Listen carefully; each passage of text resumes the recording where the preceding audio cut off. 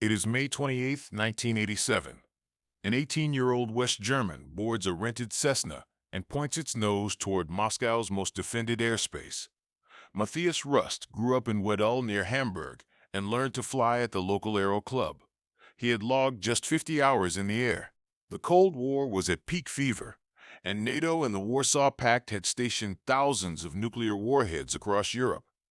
The Soviet Air Defense Network, known as PVO Strany, was the most expensive military project of its kind on Earth. Rust did not care. He had read that the new Soviet leader Mikhail Gorbachev wanted peace, and he decided to deliver a personal letter to the Kremlin in person. He took off from Helsinki-Malmi Airport at 1 in the afternoon and pointed the small Cessna 172 east toward Tallinn. 20 minutes into the flight, he switched off his transponder and dropped to 600 meters above the Baltic Sea.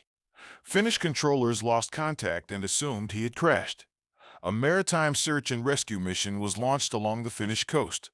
Rust was already over Estonia. Soviet PVO radar picked him up at 14:29 Moscow time.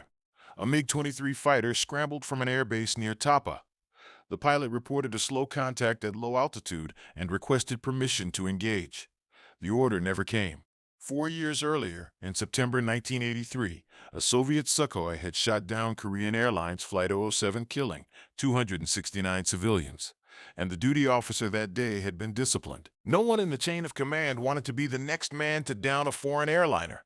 Rust was reclassified as a friendly training flight. Another fighter was sent. He was reclassified again. He kept flying south.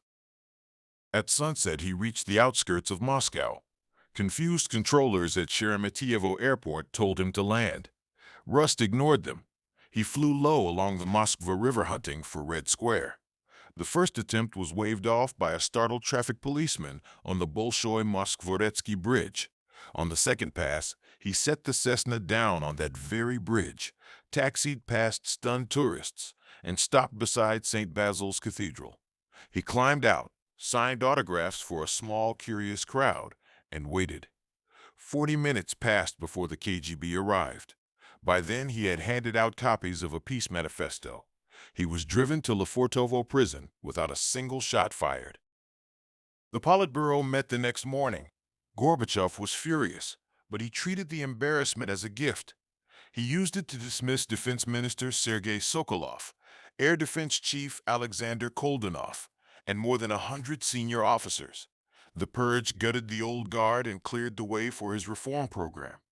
Rust was tried for hooliganism and illegal border crossing and sentenced to 4 years in a labor camp.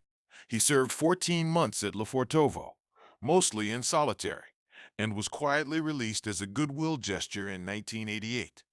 The Cessna, registration DECJB, was returned to Germany aboard a freighter.